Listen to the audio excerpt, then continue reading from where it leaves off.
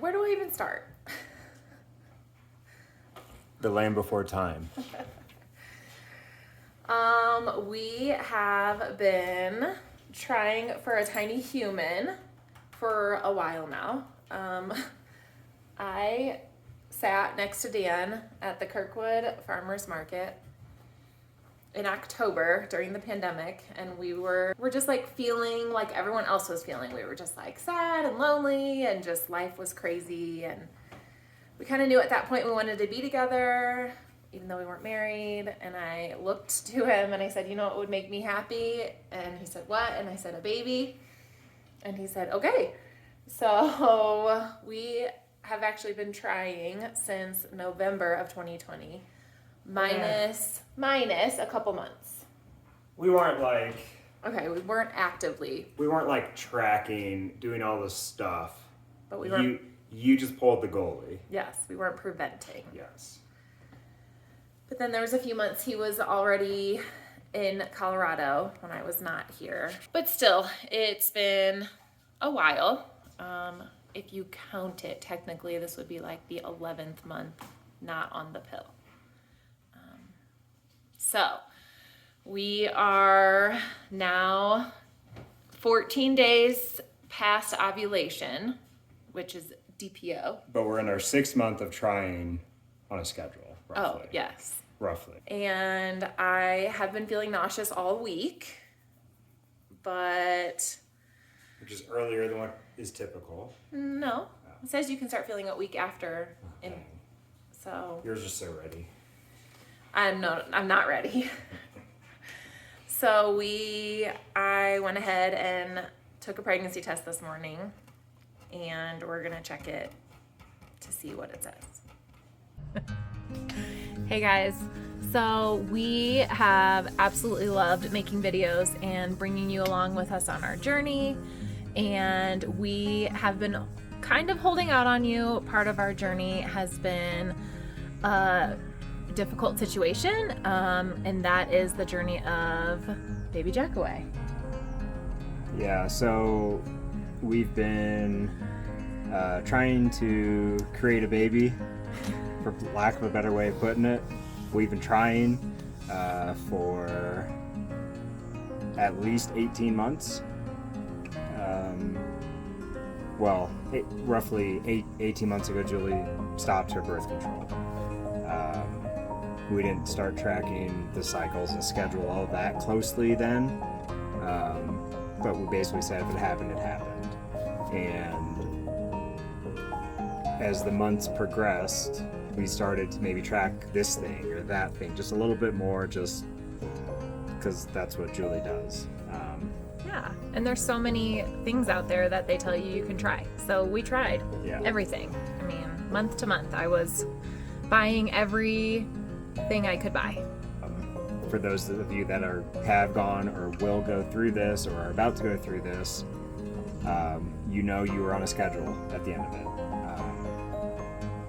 Tonight's the night. I hope you're ready. I heard that many times. Ready or not. And that's really hard, right? And it takes the fun out of it. It takes the excitement out of it. And I told her many times, this is like a job to me. This isn't fun. But it's for a purpose, so we're gonna keep trying. But anyway, after many months, I think it was around 14 months or so, we finally started to ask to ourselves, what is going on? And at that point, I was kind of due for a general checkup, like anyway, with my doctor. So I just went to my doctor and I kind of explained to him, hey, like overall I feel great, but we're kind of, I don't want to say having issues, but I feel like it shouldn't be this hard for two healthy people to create a child. My primary care referred me out to a urologist because that's more in their world, and I got tested, got all my samples back, and all of that. And at the same time, Julie started to talk with, I don't know what your doctor's called. A fertility specialist. A fertility specialist. There were several times where we thought Julie was pregnant. She was morning sick. She was feeling like crap, where she usually never feels. No. And it was like consistently. I had 1 month where I was like spotty, where it was like maybe ovulation bleeding. So we had some like moments for sure. There's definitely some hope, which again led to us asking questions. There was 1 month specifically that we were like, for sure, like this is it. Like Julie's being super weird. This is it. Okay. How does this work? You just look at it. I look at it. You can turn it over. I want to do that. Yes. We just turn it over. That's it. And we'll either say pregnant or not pregnant. I don't like this. I told you I don't like it either. I don't want to do it. I know. This is nerve-wracking. You want me to do it? Are you ready? What are you gonna say when what it says? Are you ready? Aw. Maybe you didn't do it long enough. No, it would say it. Well, that's the first month of actually testing. We'll see you next month. So I met up with a fertility specialist. Dan and I kind of had like an initial consultation with her, and she wanted to just kind of do a slew of tests. So kind of started with just some basic blood work. When I say basic, they literally took 10 vials of my blood. And I had to get 5 or 7. Oh my God. It was terrible. Part of those vials included, I think 3 we did some genetic testing, but I'll get to that. So I did basic ultrasound and then blood work, and then they wanted to do what's called an HSG, which is a procedure where they essentially shoot dye through your tubes just to check if there's any sort of blockage or anything like that. And so I did all of that, and then in the meantime, did we do the genetic? That was at the same time. Yeah, so then they sent our blood work off for a genetic screening, and then we had a separate appointment with a genetic counselor to kind of talk through like what do you call them? Not If you're abnormalities, a carrier. There we go. Yeah, so like a genetic carrier, and everyone has like things that they carry, but they were just checking that if we were to go through with fertility treatments, would we have the same, what is that called? Would we both carry? be a carrier for the same disease or disorder? Yeah. I apologize if I'm not saying those words correctly or whatever. I'm not Abnormality? a doctor. Abnormality? No, something like that. I don't know, but basically they checked all of our blood against these different, I'm assuming it's DNA tests, to see if we're a carrier for these specific birth defects or disorders or diseases or whatever. And when we got those results back, basically the results were phenomenal. On most people, most normal people, I think she said are a carrier of at least 3, I think 3, yeah. each. And that's okay, because the important part is whether or not you're both a carrier of the same. Because if you're both a carrier of the same disease or disorder, whatever they're called, the probability of that baby having that issue is almost 100%. So they would maybe advise you to not go through fertility treatments if you knew ahead of time that the likelihood of there being a issue with your baby is very, very high. Yeah. Or I think they would test the embryo. Yes. Just there's a lot of things that go with it. But like Dan said, the results were phenomenal. We didn't have anything shared, so we were really good there. But we did learn about some, so Julie is a carrier of one thing, I don't remember what it's called, and she found that interesting because she's seen that in some of her family members, or she's heard like rumors of a subtle hint towards that. Nothing major, nothing life-threatening, but like, oh, that's interesting, because I literally got this genetic test that said you're more likely to potentially have this. So if, say, both of Julie's parents had it, or Julie's grandparents both had it, someone in their family, it's passed down. So, I mean, it's science and it's how genetics works, but it was interesting to be able to draw that connection through this process. Yeah, it was really cool. So then, once I did all of that testing, we had an appointment with our fertility specialist, and she noticed that through my HSG, which was checking my tubes, that my right tube had some issues.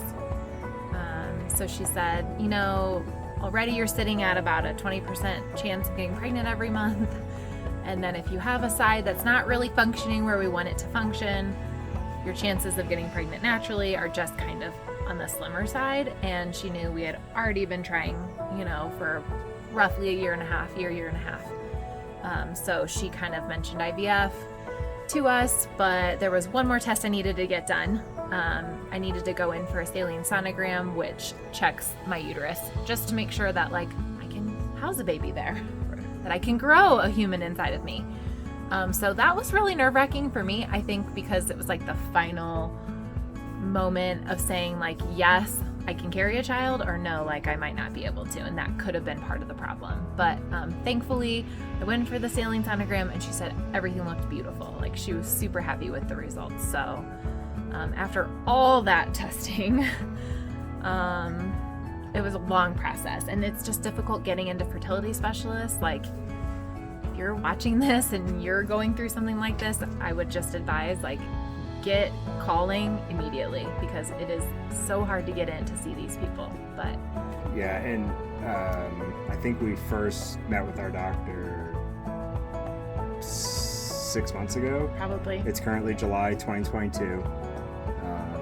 I think it was about 6 months ago, roughly February. And even after that first visit, which was virtual, the next visit took another 4 months. Granted, we were doing that genetic testing and stuff like that, but it just took a long time. But then since April, it's been pretty consistent, but we've also stayed on top of it because we really want to make sure to not slow this down. Whatever we're doing, we didn't want to have it be, we have to wait 3 months for a doctor visit, right? So yes, if you're going through this, stay on top of it. Stay on top of all the scheduling. If you need to do something, do it, and wait for the results. It's going to kill you to wait for those results, but that's why you're doing it, is to get the answer. So it's better to be patient.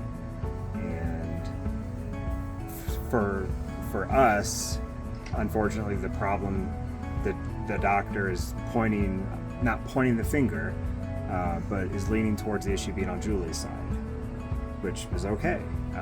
It is a little bit hard for me as the guy in the relationship, because from my side, everything's fine. So it's a little bit hard for me to have to kind of go through this, but it's understandable. It happens. One of my buddies has gone through this whole process, and they have a very healthy child now, and it's great. So it doesn't really matter who's not working, who is working. It really comes down to, if this is something you really want to do, then that's all that matters. And thankfully, we're working enough that we should be able to get a baby.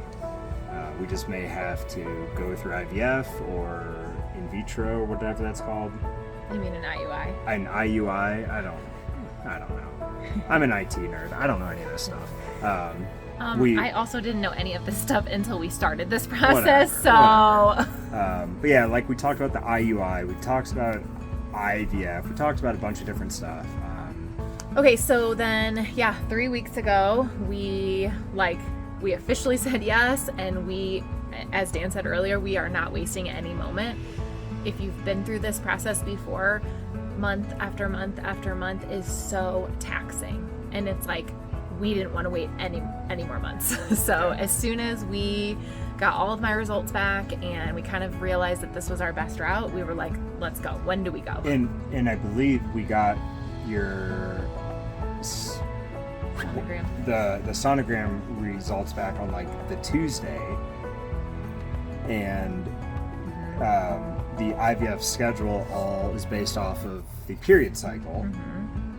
Well, Julie's period cycle started on that Saturday, so we had from Tuesday to Saturday to Friday to make a decision, pay the money, or whatever that meant, so that we could start that next period cycle, which conveniently or inconveniently was 5 days away. Yeah. Which again just adds to the total stress, and it definitely caused some stress. That's okay. So it is, but then if we wouldn't have, we would have literally been sitting around for 5 weeks, just like waiting. that includes one egg retrieval process and a egg transfer or embryo transfer, and that's it. If it works, you got a baby. If it doesn't, you're out that money and time. And since Julia is coming up on 34, they have that magic number of 35 that you all know about as you're listening. They still hold to that age 35 thing for whatever reason. So we were then presented with the shared risk, and shared risk basically said, we guarantee you will take home a live baby in 6 attempts. So if a miscarriage, that doesn't count. If a stillborn, that doesn't count. Anything like that, it doesn't count. As long as you have another attempt, as long as that's not the 6th try, you can try again. So once we heard about that, we felt like that was almost the way to go, because everything that we've read and been presented with said our chance of getting this to work every time is roughly 40%, which is roughly twice as better odds of a natural, everyone's in good, healthy working order, right? But it's still 40%. And everything else that we've read said most 34-year-olds take 1.7 tries of a transfer. Well, you round that up, that's 2, right? So we've decided to go with the shared risk program, and that all started 3 weeks ago. Yeah. Like Dan said, we have already been through this whole process since February. Yeah. So we've been talking about this for so long that we're just to the point where we're ready to go. So 3 weeks ago, we said yes, and they actually started me on birth control. And there's a few reasons for that. They just kind of level out your hormones, and then because they want to prepare my body to start creating multiple eggs, they did not want me to create an egg this month. So that's what the pill kind of does. Save them up. It doesn't allow it tricks your body from creating the egg, so that once we start the injections, then my body is just kind of a clean slate and it'll be fully ready to go. So we are officially starting injections tonight. This has been highly anticipated. We have been talking about it. We've been stressing about it. I mean, I've been stressing about it. I think we'll be great. It's just scary. It's scary to have to give yourself a shot. Yeah, and I'm sure some of you that are watching this, you give your shots on a daily, weekly, monthly, whatever schedule. You're like, yeah, it's no big deal. And you're right, it's not. But we're not in the healthcare world. I always have to turn my head when I get blood drawn. Not because I'm afraid, I just don't like looking at it. So tonight's first night. We're gonna do it. It's gonna be great. We'll show you guys all that process. I've been on the birth control for 2 weeks now. I was on it for 2 weeks. My last day was Monday, and then I went in on Tuesday. They did a quick blood draw and an ultrasound.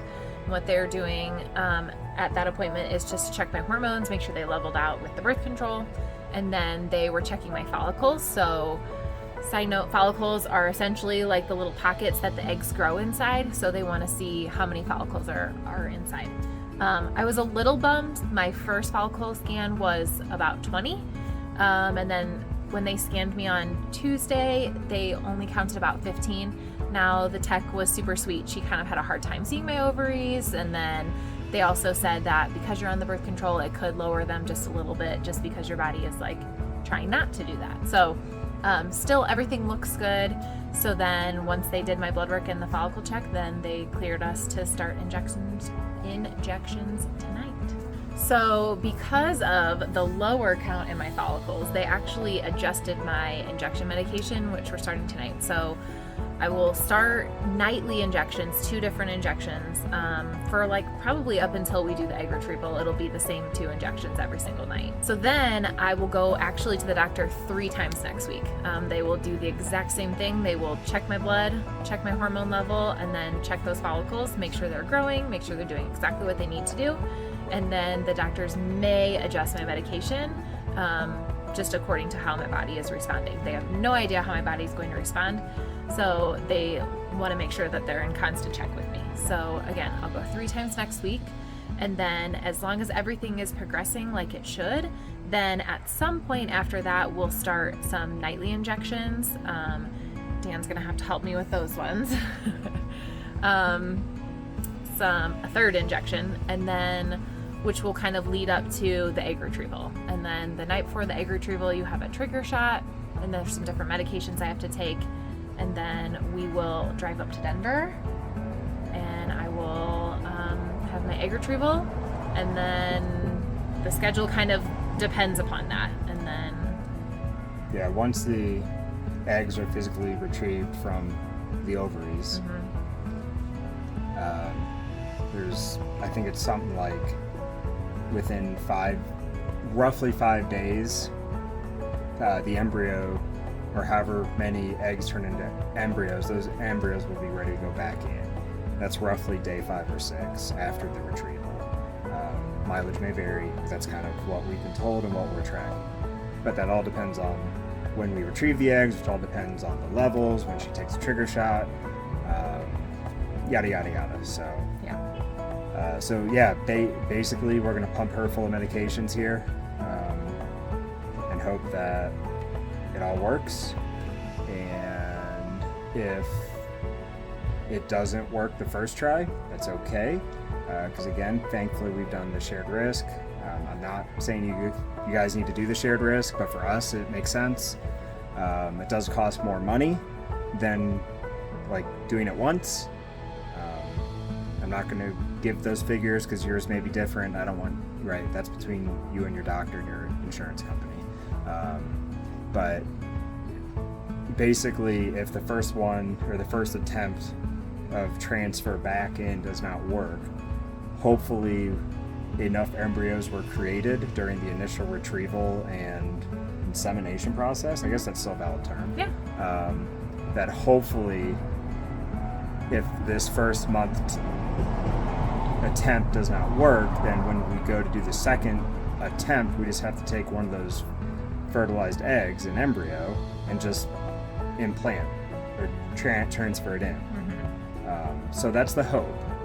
So hopefully we'll only have to do the egg retrieval once, maybe twice, which, from what I understand, all the medications are in preparation to create a bunch of eggs all at once, which most women don't normally do. So if we don't have to do the egg retrieval again, that'll drastically cut down on any and all medications potentially that she has to take. Yeah, one less time I have to go under. Yeah. You know? If you're finding this video helpful in any capacity, or if you ever find this video in any capacity, please do us a favor. Share it with anyone else that you know that's going through this process. Please reach out to us in the comments. Julie's very big into social media. She loves talking to people and comments and whatever else. Give it a like, a thumbs up, whatever it's called these days. It always seems to change. And we're going to share our entire journey.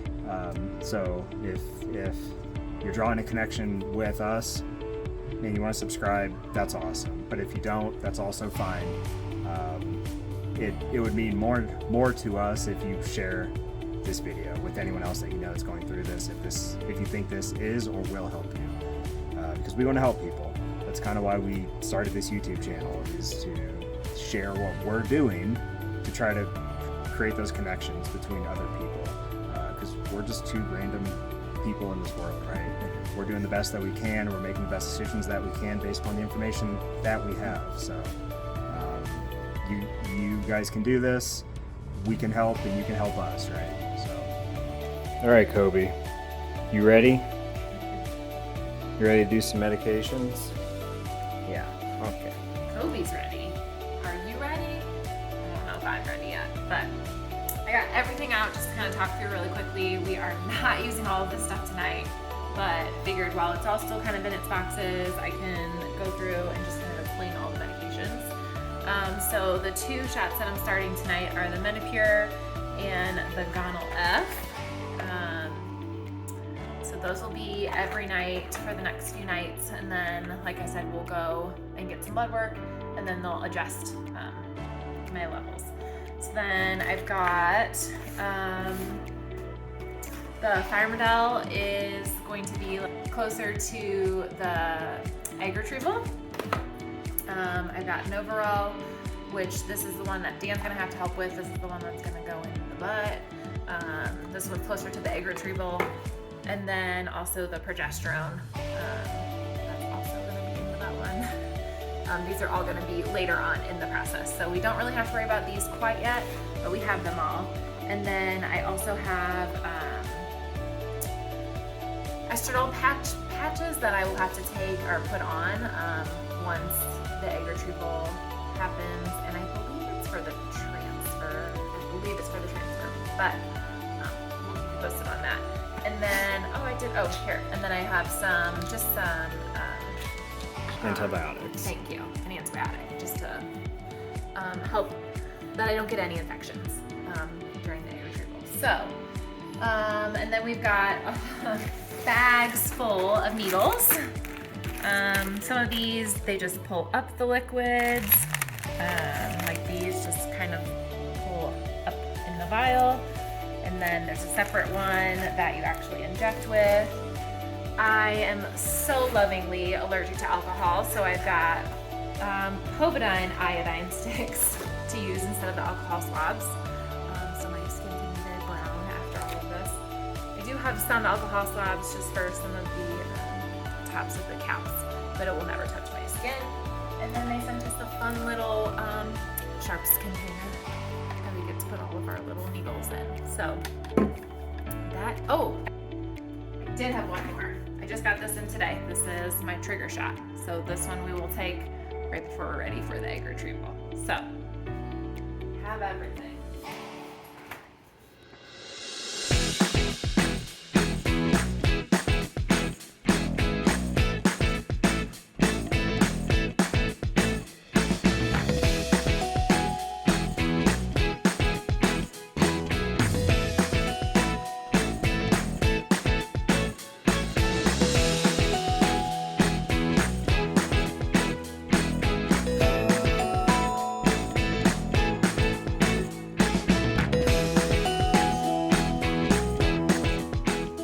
You okay? As soon as I said that. Yes, just feeling really nauseous after those 2. It's the 3rd night. Night 3. I wasn't really I felt a little lightheaded yesterday, didn't I? And then just now after the second one, just feeling nauseous. 2nd shot. Yeah, 2nd shot, 3rd night. So this is life.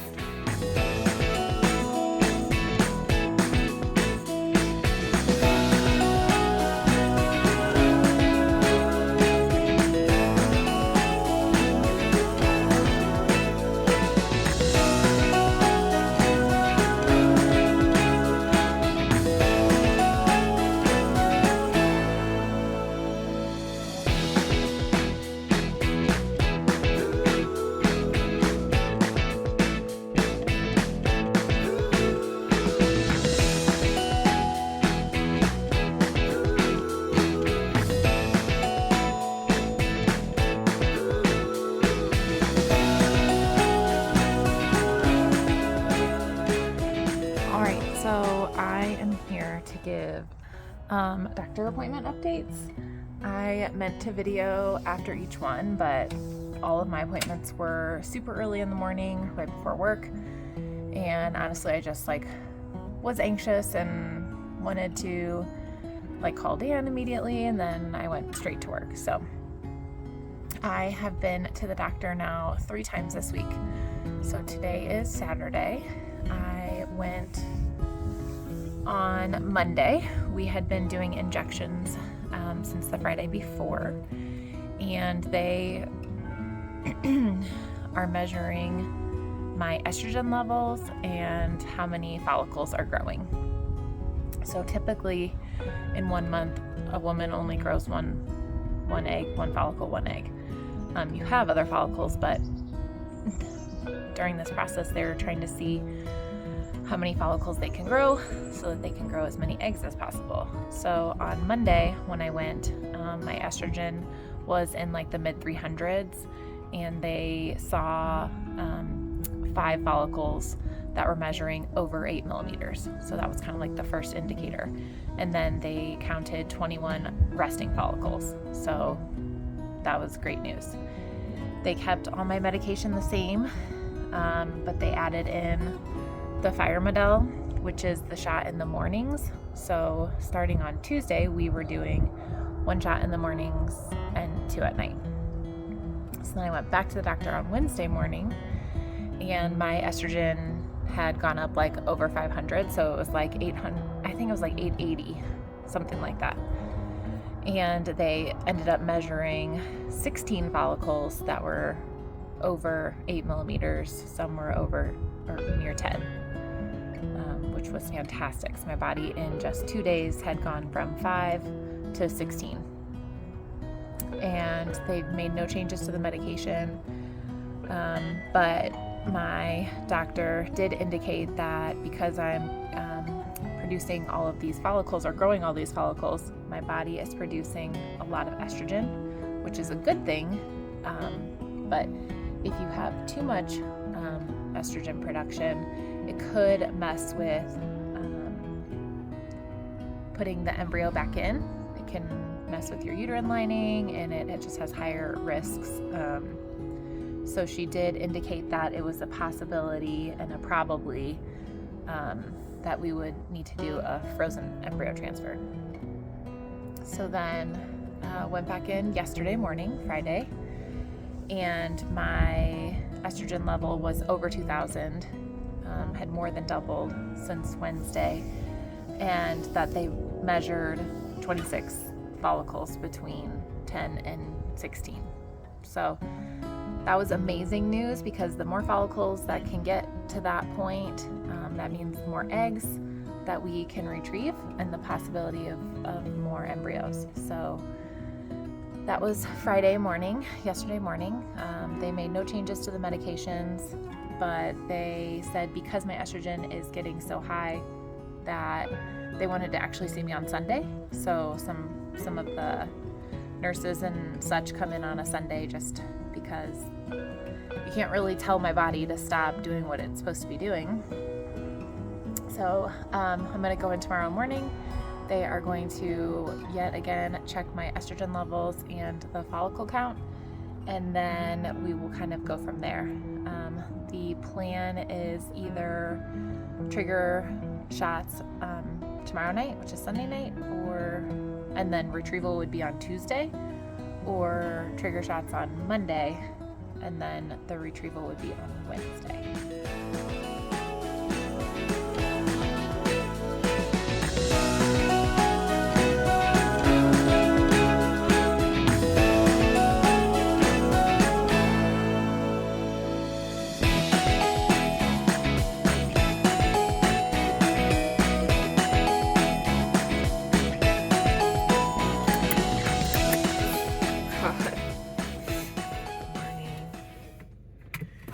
Egg retrieval day.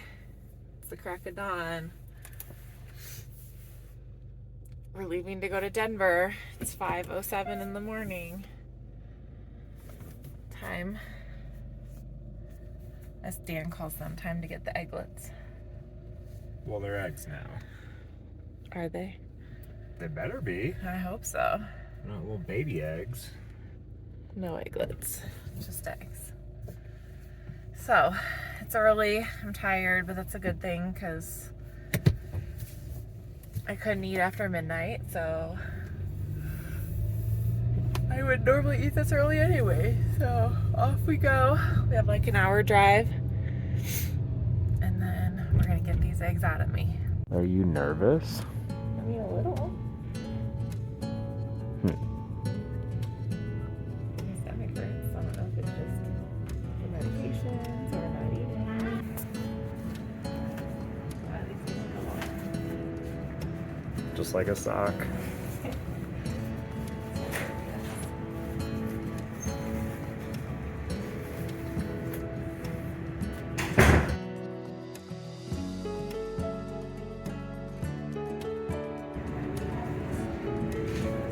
She's got the IV in.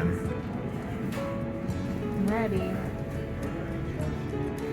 It's waiting on the, I guess, the main doctor right now. Yeah, just waiting to walk back. Waiting to walk back. Then I get to go do my business. Do you want me to take you guys together?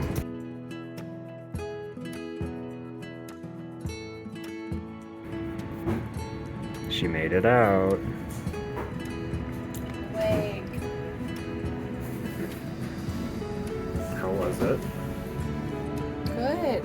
We were really efficient, and there was lots of people to help, and it went really fast. So it's good. When I came in, she was like crying of happy tears, so I think we're both just happy to be done with the hardest part of this process. So. Babe, are you excited? For what? Okay. So yesterday we had our egg retrieval. How many eggs did we have retrieved? 28. 28. 26 were mature. Holy oh my gosh. Okay. And 17 fertilized naturally. Naturally. What about the other, the That's just what she said. the Exy? She didn't say anything about that. Is that what it's called? Like from Kingsman? Yeah, Ixie. Exy from Kingsman.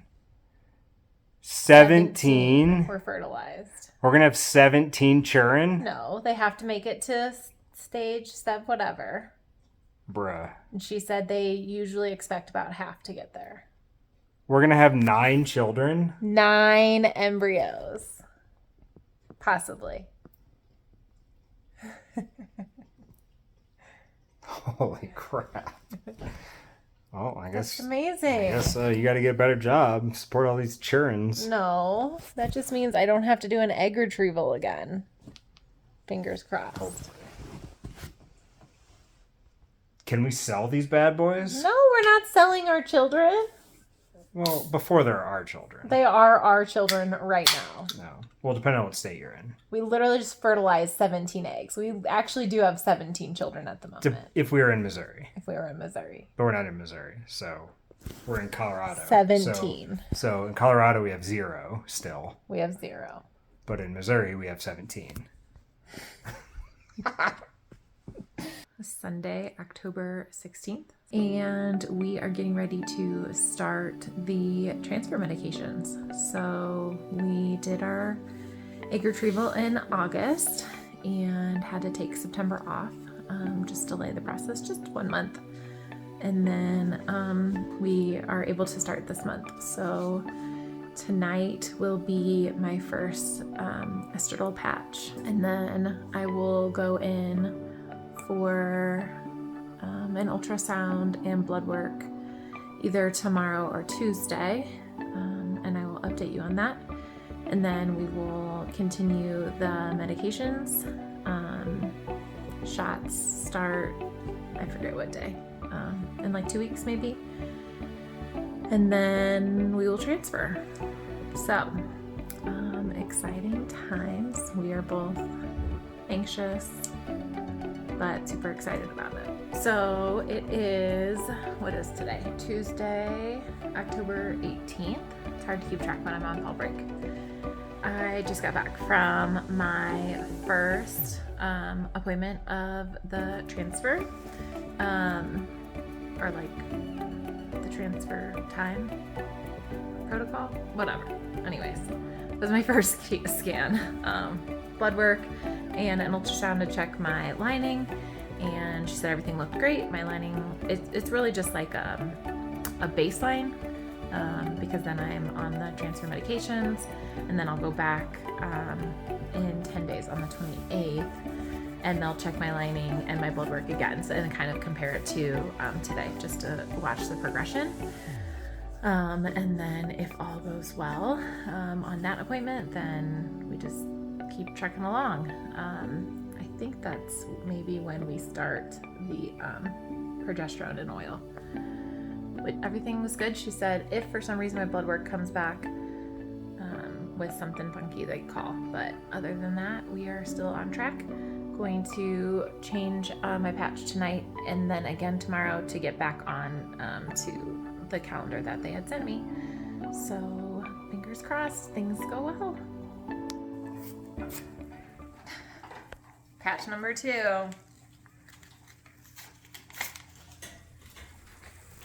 Holding up the food. Well, she said to do it at the same time. Kobe's eating his. Or he's done. He's got to lick the bowl. You got to make sure he didn't drop any. Yep, he dropped one. Okay, patch number 2.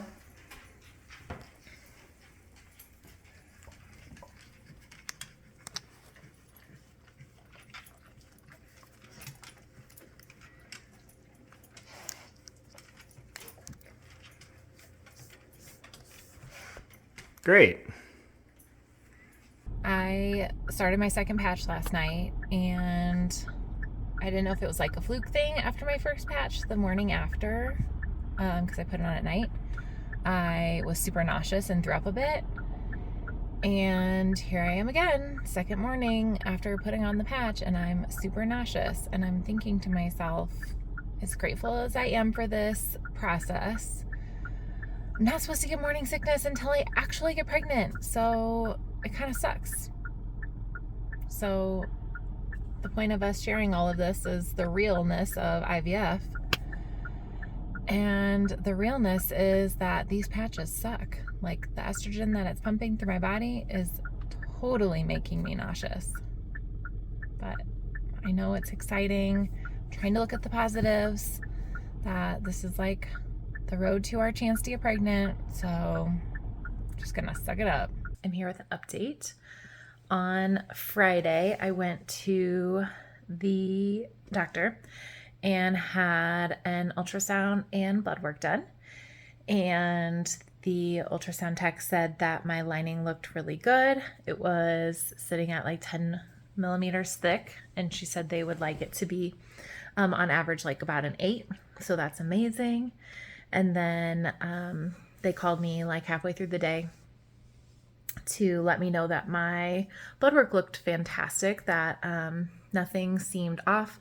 My LH wasn't super high, and my body is doing exactly what it's supposed to. So that was great news, which meant that today we started the progesterone and oil shots. Not gonna lie, was a little anxious. I have heard from multiple people who have went through IVF that the PIO, which is progesterone and oil shots, are the worst of them all, which it's like save the best for last. We're back. Dan helped me swab my butt so that it is getting clean. Looks like she has poop on it now. Well, I can't do the alcohol.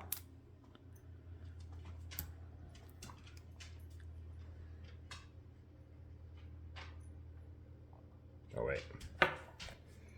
1 milliliter. So take that and suck it out to 1. It should be like right there. And when you stick her in,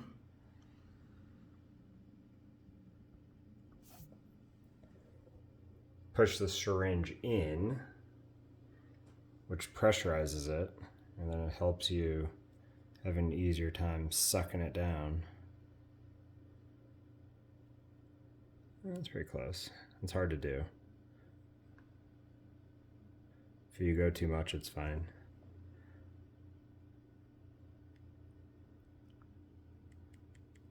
That's it. Yeah, what are you doing? Well, I need your help. You gotta prepare your booty for me. Okay, well, freeze this then. That's it.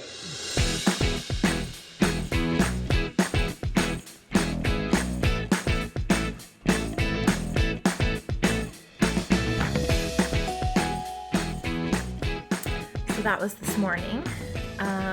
And I'm not gonna lie, I was fine. Like, Dan did a really great job. He has just been like my rock through all of this. He's always calm, cool, and collected when we're ready to do shots, and he's the one giving it to me. So I have to give him like major props for that. But I left for church, 8:40, got there, and the site was like burning, like the area. It just didn't feel great. And my nurse had told me to put a heating pad on it afterwards, and I did for a few minutes, but I'm not gonna lie, I didn't for a long time because I was heading out to church.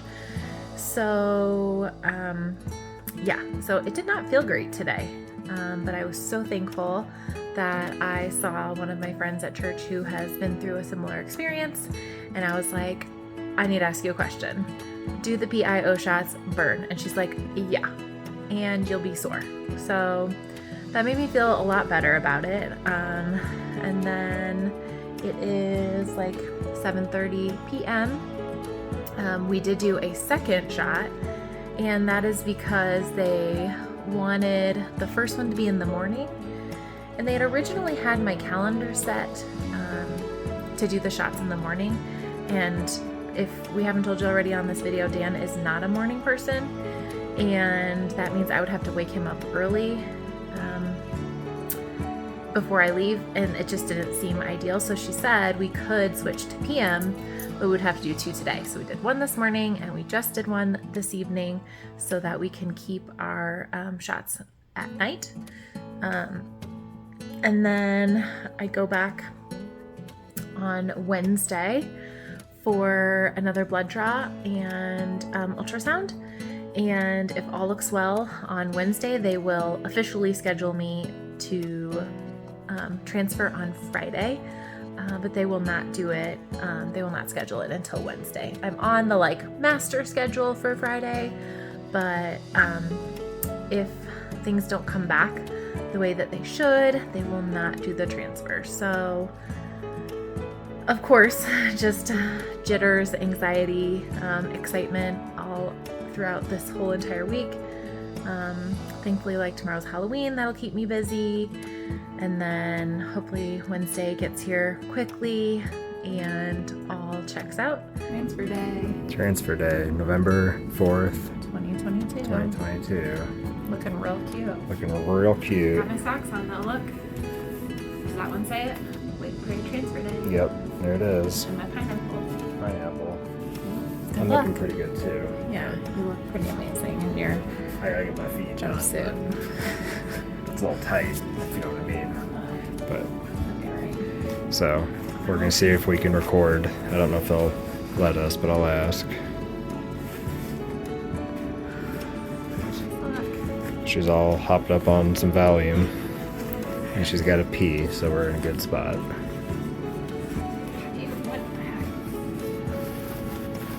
There you go. Good job. I look gorgeous.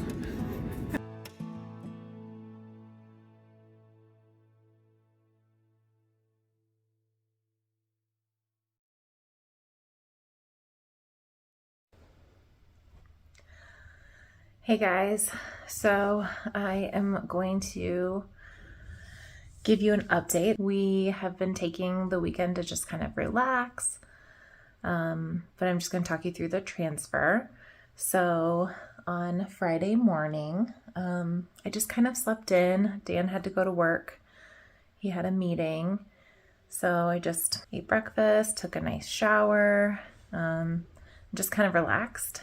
And then as soon as Dan got home at like 10:30, we hit the road.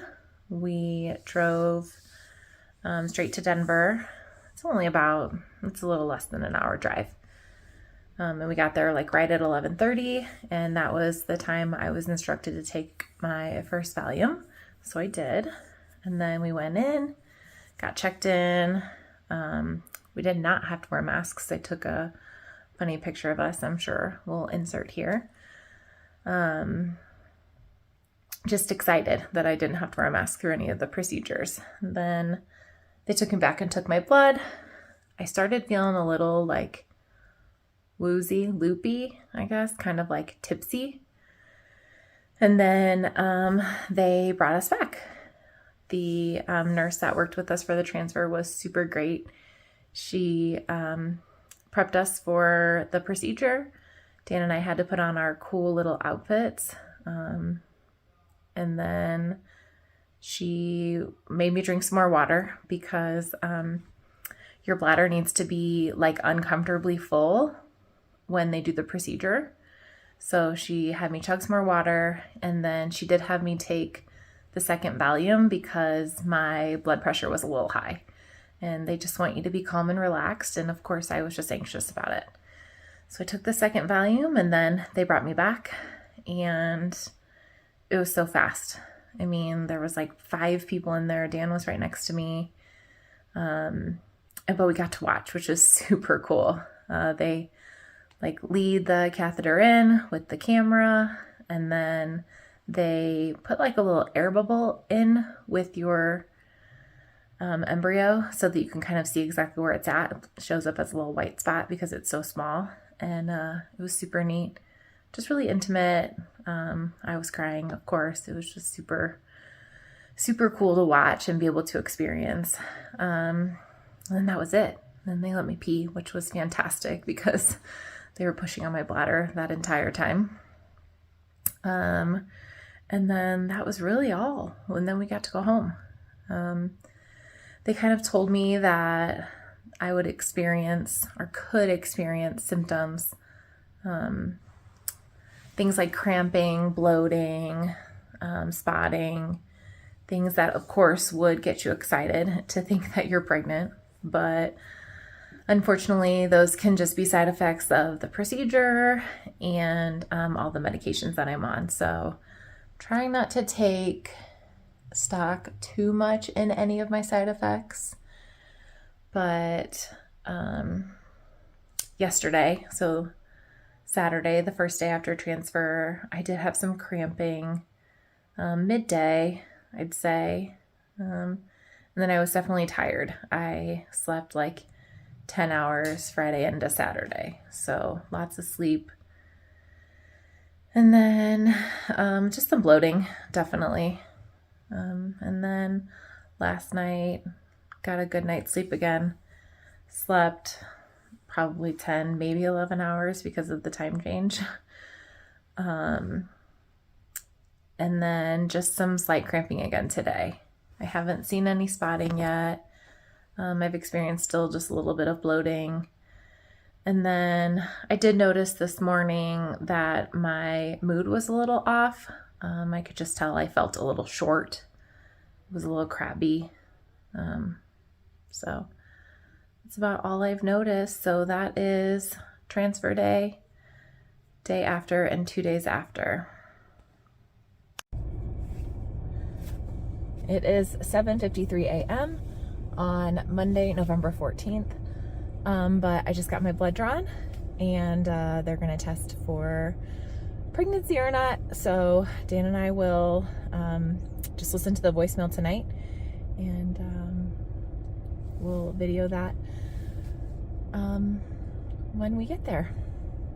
A little bit ago that I was supposed to leave a message. Yeah. I'm like, oh, well then I'm going to call back. Okay. Do you, is this a good time to give you the results? Yeah, that'd be great.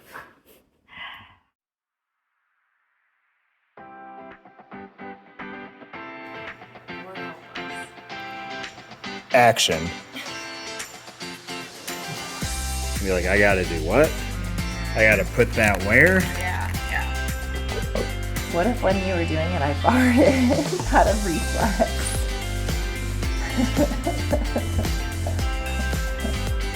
What was your honest thoughts?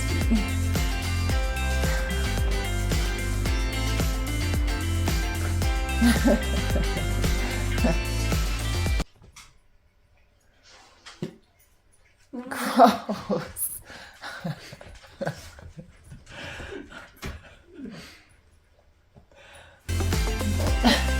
Why do they smell?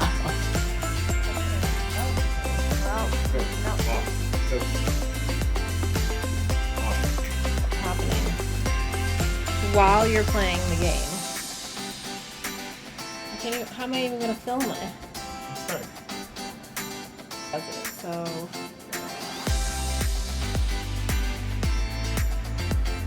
gamer status. Okay, thanks.